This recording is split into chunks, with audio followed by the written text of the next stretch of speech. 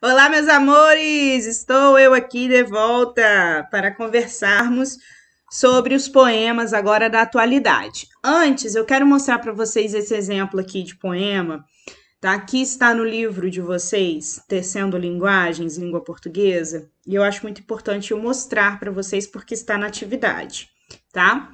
Mascarados é o título desse poema, também de uma autora maravilhosa que nos deixou, infelizmente também, a Cora Coralina, tá?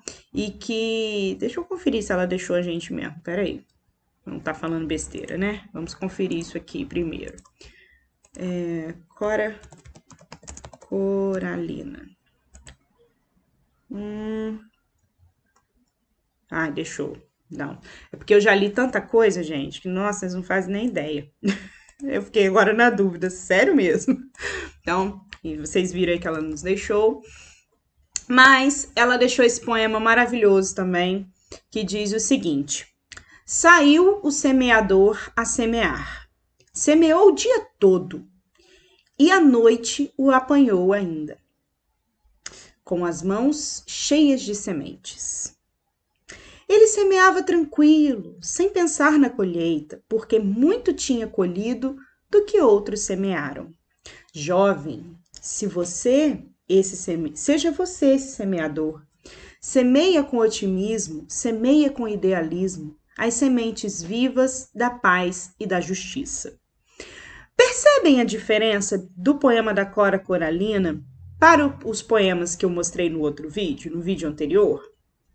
Olha que interessante, né? A linguagem desse poema é diferente. A estrutura desse poema é diferente. Ele não respeita a regra da rima, né? Como a gente viu nos poemas anteriores, tá? Então, ele já é um exemplo de um poema da atualidade, tá? O que é a atualidade, a contemporaneidade hoje? Bom, primeiro eu preciso explicar para vocês o que é a literatura, tá? Literatura é uma disciplina que vocês vão conhecer mais profundamente no ensino médio, e eu espero que vocês tenham ótimos professores de português e de literatura no ensino médio. Mas a literatura é uma disciplina que estuda exclusivamente as obras de arte produzidas aí ao longo da história e que, junto com a disciplina de história, contam histórias, só que de uma forma mais bonita, tá? De uma forma poética, de uma forma literária, de uma forma em que eles exploram a linguagem ao seu máximo. E contam isso com livros, com pinturas, com poesia, com romances, com teatro, obras de arte, etc, e etc, e etc. Tá? Só que hoje, quando a gente olha a literatura hoje, século XXI, tá? 2021, a gente percebe que não tem uma estrutura fechada igual tinha nos séculos passados, tá? Antigamente, a gente estudava a literatura por blocos de tempo e de obras. Por exemplo, o ano em que o Brasil foi descoberto por Portugal, tinha um estilo literário acontecendo no mundo europeu chamado barroco. Não, nome feio, né? Pois é. Só que esse estilo, ele trazia a religiosidade, ele trazia as leis, as regras. Então, toda a literatura escrita naquela época, encenada naquela época, tinha que ter aquelas regras. Então, todos os textos, eles seguiam aquele padrão. Depois do barroco veio o arcadismo. O arcadismo, ele negava todas aquelas regras, todas aquelas leis. Então, eles faziam produções mais livres, mais liberais. Depois veio o romantismo. E aí foi vindo. E conforme ia passando o tempo, as obras iam sofrendo influência desse tempo. Então, tudo mexia em tudo que vocês pudessem imaginar. E aí chegamos hoje, 2021. E esse tempo de hoje não está tão fixo igual estava antigamente. Então, como eu já me preocupo com o que vocês vão encontrar no Enem daqui a alguns anos, porque vocês vão fazer Enem, vocês vão fazer faculdade, e E eu quero já mostrar para vocês o que vocês já podem ir estudando e se vocês gostarem já ir pesquisando, já ir conhecendo esses outros autores, tá? Então, olha que interessante. Na contemporaneidade, nós não temos vivido um tempo literário específico, tá? Ele está muito fluido, ele está muito incerto. Então, nós temos várias tendências acontecendo ao mesmo tempo, tá? E não tem uma tendência se sobressaindo em relação à outra, não. Todas as tendências estão acontecendo ao mesmo tempo e todas elas são importantes e vocês têm que conhecer, tá? Então, eu separei 5 tendências literárias que são mais marcantes e o que eu quero mostrar para vocês, tá? Então, a primeira é a do concretismo. O que o concretismo faz? O que significa concretismo? Exatamente essa ideia do concreto, tá? É um poema visual e ele é mais visual do que verbal, ou seja, ele vai explorar mais a imagem do que o próprio texto, tá? E ele acaba com verso de um modo geral. Ele vai trabalhar às vezes 1, 2, 3 palavras no máximo e tá bom, tá? Ele vai explorar o visual. Então, ele brinca com a estrutura da palavra, como a palavra é escrita, como ela é decomposta, como ela é composta.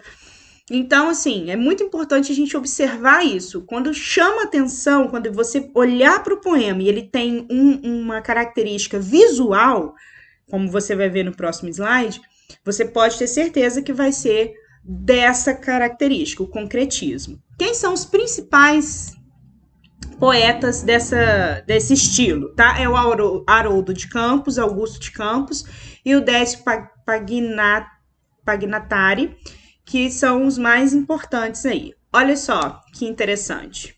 Ó. Olha que lindo, gente. Ovo. Olha o formato desse poema. Olha só. Tá vendo? Ó. Ele não se importa em trabalhar exclusivamente o verso, como a gente viu nos poemas do vídeo passado. Não, ele quer trazer a imagem. Lógico que ele tem alguma coisa escrita, mas o objetivo maior é chocar com a imagem. Olha esse aqui, gente, olha. Não parece um ponto de interrogação? Tá vendo? Então, o principal objetivo do poema concreto, do poema concretista, ou da poesia concreta, é chocar com a imagem, trabalhar a imagem, beleza? Agora, o segundo poema já não tem essa objetividade, tá? O poema Praxis, tá? Esse é o nome dessa segunda tendência. Já o poema Praxis é o contrário do poema concretista, tá? Por quê? Porque ele quer trabalhar o verso, a palavra, tá? E aí, a energia desse poema vai ser a palavra e mostrar a força que essa palavra tem. E nada mais justo do que mostrar para vocês aí esse poema, Força na Força. A palavra na boca, a palavra força. A força da palavra força, a palavra rolha fofa. A rolha fofa sem força, a palavra em folha solta. A força da palavra forca, olha só, olha o sentido. A palavra de boca em boca. Na boca, a palavra forca, a palavra e a sua força. Tá vendo? Então, eles vão brincando com as palavras, mas também é totalmente diferente do poema tradicional, do poema concretista e do poema Praxis. Vocês estão percebendo a diferença? A estrutura é diferente, a forma da rima é diferente, o objetivo é diferente, tá? E todos são poemas. Olha o próximo. O próximo é o poema Processo. Esse é o nome do poema, poema Processo. Ele é baseado e trabalhado com os signos visuais. O que são os signos? São as imagens que trazem algum significado, tá? Então, é feita a partir da proposta radicalizada do concretismo. Lembra que o concretismo trabalha essa questão da imagem, de trazer aí o visual, em conversa com o verbal e tal. O poema processo, ele é ultra concretista, ele vai além do concretismo, tá? E aí os principais representantes dele são o Vladimir Dias Pino e o Moacir Cirne, tá? Então, assim, a gente vai sempre observar no poema processo a imagem que ele quer passar, e ele não está preocupado com o verso em si, e sim com a imagem, com o signo visual que ele quer trazer. Tanto que aqui nós temos um poema processo chamado Numéricos, né? Bom, agora nós temos uma poesia social. O que é uma poesia social, tá? Ela é feita de linguagem simples e ela tem sempre um tema relacionado aos problemas da sociedade, tá? Os problemas que a sociedade moderna tem: falta de amor, de atenção, preconceito, tá? Então, problema social, ele pode aparecer na poesia social, tá? Então, vai ser assim, é como se fosse um grito de socorro, de alerta que esses poetas têm em relação à sociedade. Eu trouxe agora um poema do Tiago de Mello, tá? Arte de Amar, e eu quero muito que vocês façam a leitura e percebam qual o problema social que ele está trazendo nessa poesia, tá? E aí, quem são os representantes desse tipo de poesia, desse tipo de poema, tá? É o Ferreira Goulart, vivo, Afonso Ávila, Tiago de Mello e Alfonso Ramalho de Santana, tá? Mais pra frente, em alguma dessas semanas, nós vamos ter algumas atividades com esses outros autores, tá bom? E por último, a poesia marginal. Gente, eu ganhei essa poesia de presente. Eu pedi autorização para a pessoa que me deu de presente para postar para vocês, tá? Ela está também como um exemplo de poesia marginal aí na nossa apostila. E eu achei muito linda, por quê? O que é a poesia marginal? Ela é justamente uma poesia produzida artesanalmente. Então, ela chega para o leitor através das mãos de alguém, tá? Ela não está na rede social, ela não está na internet, ela é feita mesmo manualmente e entregue manualmente.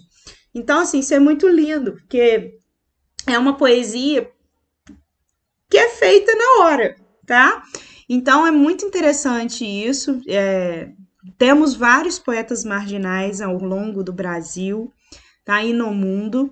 E a poesia mostra, nessa estrutura, mostra como que ela sobreviveu esses anos todos aí de história, de história humana, de um modo geral, até hoje. Foi por conta também dessa contribuição aí de mão em mão, tá? Muitos dos textos que a gente tem conhecimento hoje, a gente só tem esse conhecimento porque chegou na mão de alguém, tá? Lembrando que o que aconteceu primeiro foi a fala, a escrita veio depois, tá?